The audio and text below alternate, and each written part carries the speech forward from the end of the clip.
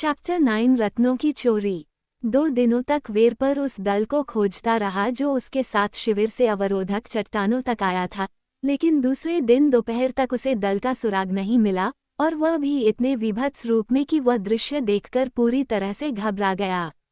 खुले मैदान में उसे 3 अश्वेतों के शव मिले, जो बुरी तरह से क्षत विक्षत थे, और उनकी हत्या की व्याख्या करने के लिए किसी बहुत बड़ी तर्कशक्ति की आवश्यकता नहीं थी। उस छोटे से समूह में से केवल ये 3 ही गुलाम नहीं थे। अन्य, जाहिर तौर पर अपने क्रूर अरब स्वामी से मुक्ति की उम्मीद में, मुख्य शिविर से अलग होने का फायदा उठाकर, उस घृणित शक्ति के 3 प्रतिनिधियों को मार डाला, जिसने उन्हें गुलाम बना रखा था, और जंगल में गायब हो गए। वेरपर के माथे से ठंडा पसीना बह रहा था जब वो उस भाग्य के बारे में सोच रहा था जिसके कारण वो बच निकला था, क्योंकि यदि वो उस समय मौजूद होता जब षड्यंत्र फलित हुआ, तो वह भी अवश्य ही इस जाल में फंस गया होता। टार्ज़न ने इस खोज में जरा भी आश्चर्य या दिलचस्पी नहीं दिखाई। हिंसक मौत के साथ उसकी एक कठोर परिचितता अंतर्निहित थी। उस पर आई दुखद आपदा के बल से उसकी हाल की सभ्यता की परिष्कृतताएं मिट गईं, और केवल वही आदिम संवेदनाएं बची रहीं जो उसके बचपन के प्रशिक्षण ने उसके मन के ताने बाने पर अमिट रूप से अंकित कर दी थीं। काला का प्रशिक्षण, केरचाक, टुबलाट और टेरकोज के उदाहरण और उपदेश अब उसके हर विचार और कार्य का आधार बन गए। उसके पास फ्रेंच और अंग्रेजी भाषा का यांत्रिक ज्ञान था। वेरपर ने उससे फ्रेंच में बात की थी, और टार्ज़न ने उसी भाषा में उत्तर दिया था, बिना यह एहसास किए कि वो उस मानव भाषा से अलग हो गया था जिसमें उसने ला को संबोधित किया था। अगर वेरपर ने अंग्रेजी का इस्तेमाल किया होता, तो परिणाम वही होता। फिर, उस रात, जब दोनों अपने कैंप फायर के सामने बैठे थे, टार्ज़न अपने चमकते हुए गहनों से खेल रहा था। वेरपर ने उससे पूछा कि वे क्या हैं और उसे वे कहाँ मिले थे। बंदर आदमी ने जवाब दिया कि वे रंगीन पत्थर थे, जिनसे वह एक हार बनाने का इरादा रखता था, और उसने उन्हें ज्वलंत भगवान के मंदिर के बलि प्रांगण के नीचे पाया था। वेरपर को ये जानकर राहत मिली कि टार्ज़न को रत्नों के मूल्य का कोई अंदाज़ा नहीं था। इससे बेल्जियन के लिए उन्हें अपने कब्जे में लेना आसान हो जाएगा। संभवतः वह व्यक्ति उन्हें मांगने पर उसे दे देगा। वेरपर ने अपना हाथ उस छोटे से ढेर की ओर बढ़ाया जिसे टार्ज़न ने उसके सामने सपाट लकड़ी के टुकड़े पर सजाया था।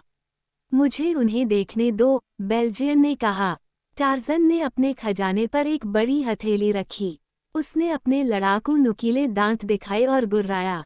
वेरपर ने अपना हाथ जितनी जल्दी आगे बढ़ाया था, उससे कहीं ज्यादा तेजी से वापस खींच लिया। टार्ज़न ने रत्नों के साथ खेलना और वेरपर के साथ अपनी बातचीत फिर से शुरू कर दी, जैसे कि कुछ भी असामान्य नहीं हुआ था। उसने जानवर की ईर्ष्यापूर्ण सुरक्षात्मक प्रवृत्ति को प्रदर्शित किया था।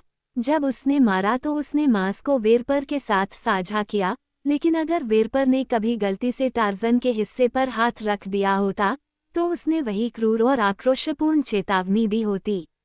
उस घटना के बाद से ही बेल्जियन के सीने में अपने जंगली साथी के लिए बहुत डर पैदा हो गया था। उसे कभी समझ नहीं आया था कि उसके सिर पर वार करने से टार्ज़न में क्या परिवर्तन आया था, सिवाय इसके कि वह इसे भूलने की बीमारी के रूप में देखता था। ये बात कि टार्ज़न वास्तव में एक जंगली जानवर था, वेरपर को नहीं पता थी, और इसलिए, जाहिर है, वो यह अनुमान नहीं लगा सका कि वो आदमी उस अवस्था में वापस आ गया है जिसमें उसका बचपन और युवावस्था बीती थी।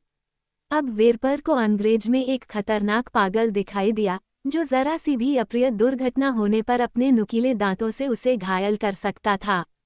एक पल के लिए भी वेरपर ने खुद को इस विश्वास में धोखा देने की कोशिश नहीं की कि वो बंदर आदमी के हमले से सफलतापूर्वक खुद का बचाव कर सकता है। उसकी एक उम्मीद उससे बचकर, जितनी जल्दी हो सके, अखमेद सिख के दूर के शिविर की ओर भागना था, लेकिन केवल बलि के चाकू से लैस वेरपर जंगल के रास्ते यात्रा करने से कतराने लगा।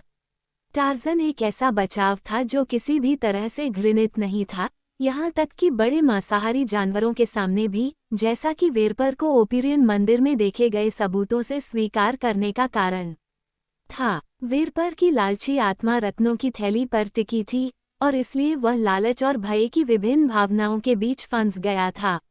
लेकिन लालच ही उसके सीने में सबसे अधिक जल रहा था। अंत में उसने खतरों का सामना किया और उसके साथ लगातार संगति के भय को सहा, जिसे वह पागल आदमी समझता था, बजाय इसके कि वह उस छोटी थैली में मौजूद धन को पाने की आशा छोड़ दे। अखमेद शेख को इनके बारे में कुछ भी नहीं पता होना चाहिए, ये सिर्फ वेरपर के लिए होंगे, और जैसे ही वह अपने इरादे को समझ पाएगा, वह तट पर पहुंच जाएगा और अमेरिका के लिए रास्ता पकड़ लेगा, जहां वह खुद को एक नई पहचान के पर्दे के नीचे छिपा सकता था और अपनी चोरी के फल का कुछ हद तक आनंद ले सकता था।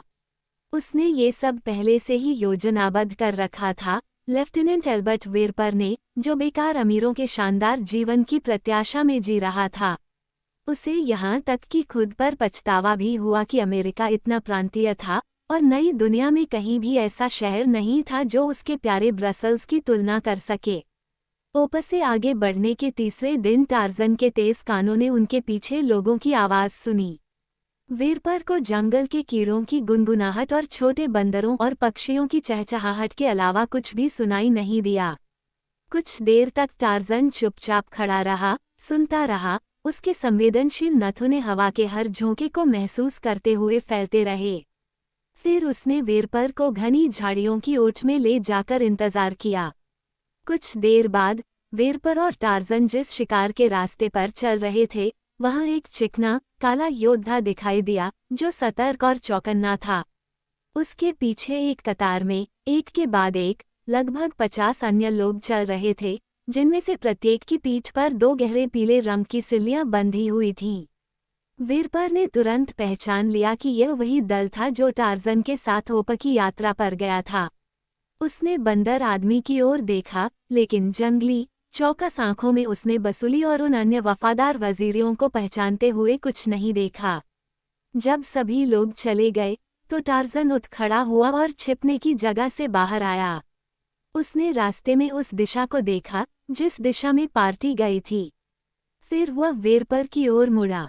उन्होंने कहा, हम उनका पीछा करेंगे और उन्हें मार डालेंगे। क्यों? बेल्जियन ने पूछा। वे काले हैं, टार्जन ने समझाया। काला को मारने वाला एक काला ही था। वे मैंगनीज के दुश्मन हैं।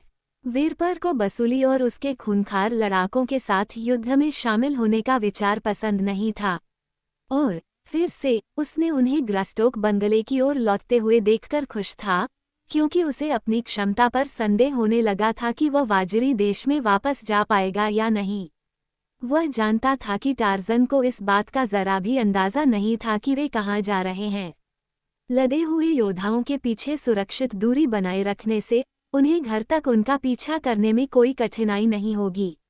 बंगले पर पहुंचकर वेरपर को अखमेद शेख के शिविर का रास्ता पता था। एक और कारण भी था कि वह वाजिरी के साथ हस्तक्षेप क्यों नहीं करना चाहता था। वे खजाने का भारी बोझ उस दिशा में उठा रहे थे जिस दिशा में वह उसे ले जाना चाहता था। वे इसे जितना दूर ले जाएंगे, उसे और अखमेद शेख को इसे ले जाने के लिए उतनी ही कम दूरी तय करनी होगी। इसलिए उन्होंने बंदर आदमी से तर्क किया कि वह अश्वेतों को नष्ट करने की उसकी इच्छा के विरुद्ध है, और अंततः उन्होंने टार्जन को शांतिपूर्वक उनका पीछा करने के लिए राजी कर लिया, ये कहते हुए कि उन्हें विश्वास है कि वे उन्हें जंगल से बाहर एक समृद्ध देश में ले जाएंगे जो शिकार से भरा हुआ है। ओपस से वजीरी देश तक कई यात्राएं करनी पड़ी, लेकिन अंततः वह समय आया जब टार्जन और बेल्जियन सैनिक योद्धाओं के मार्ग का अनुसरण करते हुए अंतिम चढ़ाई पर पहुंचे और उन्होंने अपने सामने विस्तृत वजीरी मैदान, घुमावदार नदी और उत्तर तथा पश्चिम में दूर तक फैले जंगलों को देखा। उनसे 1 मील या उससे ज्यादा आगे योद्धाओं की पंक्ति मैदान की ऊंची घासों के बीच से एक विशालकाय कैटरपिलर की तरह रेंग रही थी। आगे जेब्रा, हर्टबिस्ट और टोपी के झुंड चल रहे थे, जबकि नदी के पास एक बैल भैंसा, जिसका सिर और कंधे नरकेट से बाहर निकले हुए थे, एक पल के लिए आगे बढ़ते हुए अश्वेतों को देखता रहा, फिर अंत में मुड़कर अपने सीलन भरे और उदास आश्रय की सुरक्षा में गायब हो गया। टार्जन ने अपनी आंखों में पहचान की कोई हल्की सी चमक के बिना परिचित दृश्य को देखा। उसने शिकार के जानवरों को देखा और उसके मुंह में पानी भर आया, लेकिन उसने अपने बंगले की ओर नहीं देखा। हालांकि वेरपर ने देखा। बेल्जियम के व्यक्ति की आंखों में एक उलझन भरी अभिव्यक्ति उभरी। उसने अपनी हथेलियों से उन्हें छायांकित किया और लंबे समय तक और गंभीरता से उस स्थान की ओर देखा जहां बंगला खड़ा था। वह अपनी आंखों की गवाही पर विश्वास नहीं कर सका। वहां कोई बंगला नहीं था, कोई खलिहान नहीं था, कोई बाहरी घर नहीं था। बाड़े, घास के ढेर सब गायब हो गए थे। इसका क्या मतलब हो सकता है? और फिर धीरे धीरे वेरपर की चेतना में उस तबाही की व्याख्या उभरी जो उस शांतिपूर्ण घाटी में तब से मची हुई थी जब से उसकी नज़र उस पर पड़ी थी। अखमेत ज़ेक वहां था। बसुली और उसके योद्धाओं ने खेत के पास आते ही तबाही को देख लिया था। अब वे खेत की ओर तेजी से बढ़ रहे थे और आपस में उत्साहपूर्वक इस तबाही के कारण और अर्थ पर अटकलें लगा रहे थे। जब अंततः वे उजड़े हुए बगीचे को पार कर अपने मालिक के बंगले के जले हुए खंडहरों के सामने खड़े हुए, तो उनके सबसे बड़े भय, उनके बारे में मौजूद साक्ष्यों के प्रकाश में, विश्वास में बदल गए।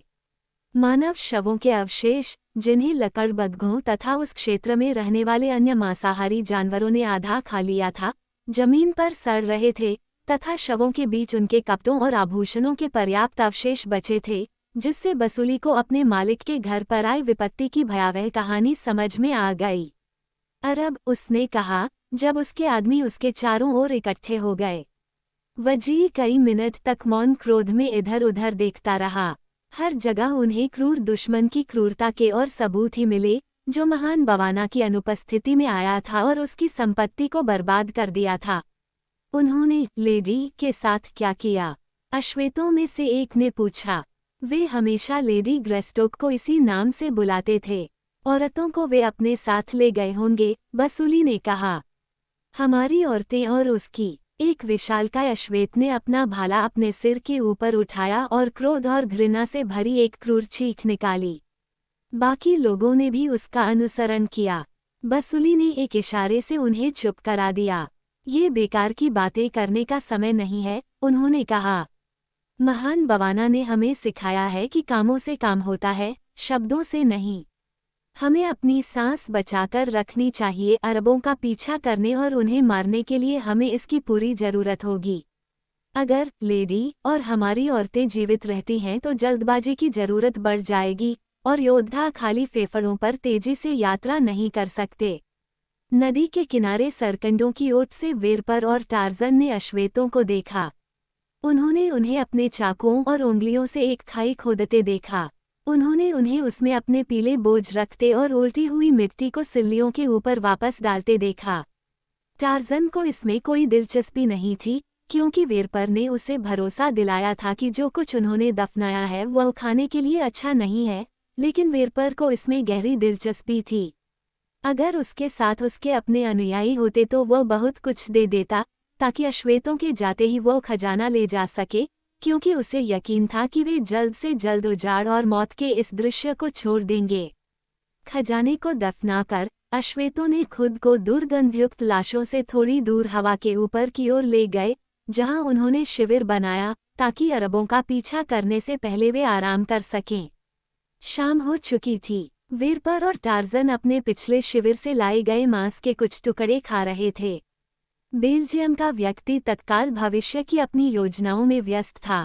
उसे पूरा विश्वास था कि वजीर अखमेत ज़ेक का पीछा करेंगे, क्योंकि वह बर्बर योद्धा और अरबों और उनके पतित अनुयायियों की विशेषताओं के बारे में इतना जानता था कि वह अनुमान लगा सकता था कि उन्होंने वजीर महिलाओं को गुलामी में ले जाया है। केवल यही बात वजीर जैसे युद्धप्रिय लोगों द्वारा तत्काल पीछा सुनिश्चित करेगी। वेरपर को लगा कि उसे आगे बढ़ने के लिए साधन और अवसर ढूंढने चाहिए, ताकि वह अखमेत ज़ेक को बसुली के आने की चेतावनी दे सके और साथ ही दबे हुए खजाने के स्थान के बारे में भी बता सके। लेडी ग्रास्टोक के पति की मानसिक पीड़ा को देखते हुए अरब अब उनके साथ क्या करेगा, वेरपर को न तो पता था और न ही परवाह थी। ये पर्याप्त था कि जले हुए बंगले के स्थान पर दफन सोने का खजाना किसी भी फिरौती से कहीं अधिक मूल्यवान था, जो अरब के लालची दिमाग में भी आ सकती थी, और अगर वेरपर हमलावर को उसका एक हिस्सा भी उसके साथ साझा करने के लिए राजी कर सके, तो वह बहुत संतुष्ट होगा। लेकिन अब तक सबसे महत्वपूर्ण बात, कम से कम वेरपर के लिए, टार्जन के पास चमड़े की छोटी थैली में मौजूद अमूल्य खजाना था। अगर वह इसे अपने कब्जे में ले सकता, तो उसे अवश्य ही लेना चाहिए। वह ऐसा करेगा। उसकी आंखें उसके लालच की वस्तु पर भटक गईं।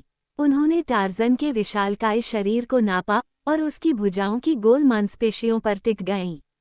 ये निराशाजनक था। वह वेरपर अपने क्रूर मालिक से रत्नों को छीनने के प्रयास से अपनी मृत्यु के अलावा क्या हासिल करने की उम्मीद कर सकता था। निराश होकर वेरपर ने अपने आप को एक तरफ करवट से गिरा लिया। उसका सिर एक हाथ पर तकिया लगा हुआ था, दूसरा उसके चेहरे पर इस तरह टिका हुआ था कि उसकी आंखें बंदर आदमी से छिप गई थीं, हालांकि उनमें से एक बेल्जियम के अग्रभाग की छाया के नीचे से उसके ऊपर टिकी हुई थी। कुछ समय तक वह ऐसे ही लेटा रहा, टार्ज़न को घूरता रहा और उसके खजाने को लूटने की योजनाएं बनाता रहा, ऐसी योजनाएं जो जितनी जल्दी पैदा हुई उतनी ही जल्दी निरर्थक भी साबित हुईं। टार्ज़न ने तुरंत अपनी आंखें वेरपर पर टिका दीं। बेल्जियन ने देखा कि उसे देखा जा रहा है और वह बिल्कुल शांत पड़ा रहा। कुछ क्षणों के बाद उसने गहरी नींद में सामान्य सांस लेने की नकल की। टार्ज़न सोच रहा था। उसने वजीरी को अपना सामान दफनाते देखा था। वेरपर ने उससे कहा था कि वे उन्हें छिपा रहे हैं ताकि कोई उन्हें ढूंढ कर ले न जाए। टार्ज़न को ये कीमती सामान की सुरक्षा के लिए एक शानदार योजना लगी। चूंकि वेरपर ने अपने चमचमाते कंकड़ों को अपने पास रखने की इच्छा जताई थी, इसलिए टार्ज़न ने एक जंगली की तरह संदेह के साथ उन गहनों की रक्षा की, जिनके मूल्य के बारे में वो पूरी तरह से अनभिज्ञ था, इतनी लगन से जैसे कि वे उसके लिए जीवन या मृत्यु का सवाल हों। बहुत देर तक बंदर आदमी अपने साथी को देखता रहा। आखिरकार जब उसे यकीन हो गया कि वह सो गया है, तो टार्ज़न ने अपना शिकार करने वाला चाकू निकाला और अपने सामने जमीन में एक गड्ढा खोदना शुरू कर दिया। ब्लेड से उसने मिट्टी को ढीला किया और अपने हाथों से उसे खोदता रहा जब तक कि उसने कुछ इंच व्यास और 5 या 6 इंच गहराई वाला एक छोटा सा गड्ढा नहीं खोद लिया। इसमें उसने गहनों की थैली रख दी। वेरपर सोते हुए आदमी की तरह सांस लेना लगभग भूल गया। जब उसने देखा कि बंदर आदमी क्या कर रहा था, उसने संतुष्टि के भाव को मुश्किल से दबाया। टार्ज़न अचानक कठोर हो गया क्योंकि उसके तीखे कानों ने अपने साथी की नियमित सांसों और निःश्वसन की समाप्ति को नोट कर लिया था। उसकी संकुचित आंखें सीधे बेल्जियन पर टिकी हुई थीं। वेरपर को लगा कि वह खो गया है। उसे धोखे को जारी रखने के लिए अपनी सारी क्षमता को जोखिम में डालना होगा। उसने आह भरी, दोनों हाथों को फैलाया और अपनी पीठ के बल करवट बदली और ऐसे बुदबुदाया जैसे कि वो किसी बुरे सपने में हो। एक पल बाद उसने सामान्य सांस लेना फिर से शुरू कर दिया। अब वह टार्ज़न को नहीं देख सकता था, लेकिन उसे यकीन था कि वह आदमी बहुत देर तक उसे देखता रहा होगा। फिर धीरे धीरे वेरपर ने दूसरे के हाथों को मिट्टी खुरचते हुए और बाद में उसे थपथपाते हुए सुना। तब उसे पता चला कि गहने दफनाए गए थे। 1 घंटे बाद वेरपर फिर से हरकत करने लगा। फिर वह टार्ज़न के सामने पलटा और अपनी आंखें खोलीं। बंदर आदमी सो गया। अपना हाथ बढ़ाकर वेरपर उस जगह को छू सकता था जहां थैली दबी हुई थी। बहुत देर तक वह देखता और सुनता रहा। वो इधर उधर घूमता रहा, जरूरत से ज्यादा शोर मचाता रहा, फिर भी टार्ज़न नहीं जागा। उसने अपनी बेल्ट से बलि का चाकू निकाला और उसे जमीन में गाड़ दिया। टार्ज़न नहीं हिला। सावधानी से बेल्जियन ने ब्लेड को थैली के ऊपर ढीली मिट्टी में से नीचे की ओर धकेला। उसने महसूस किया कि नोक चमड़े के नर्म, सख्त कपड़े को छू रही है। फिर उसने हैंडल को नीचे दबाया। धीरे धीरे ढीली मिट्टी का छोटा सा टीला ऊपर उठा और अलग हो गया। एक पल बाद थैली का एक कोना नजर आया। वेरपर ने उसे उसके छिपे हुए स्थान से निकाला और अपनी कमीज में रख लिया। फिर उसने छेद को फिर से भर दिया और मिट्टी को सावधानी से नीचे दबा दिया जैसा कि पहले किया था। लालच ने उसे एक ऐसा काम करने के लिए प्रेरित किया था जिसके बारे में उसके साथी को पता चलने पर वेरपर के लिए सबसे भयानक परिणाम हो सकते थे। वह पहले से ही उन मजबूत, सफ़ेद नुकीले दांतों को अपनी गर्दन में गड़ाता हुआ महसूस कर सकता था। वह कांप उठा। दूर मैदान के उस पार एक तेंदुआ चिल्लाया और उसके पीछे घने नरकटों में कोई बड़ा जानवर गद्देदार पैरों पर चल रहा था। वेरपर को रात के इन आवारा लोगों से डर लगता था, लेकिन उससे कहीं ज्यादा उसे अपने बगल में सो रहे मानव पशु के न्यायोचित प्रकोप से डर लगता था।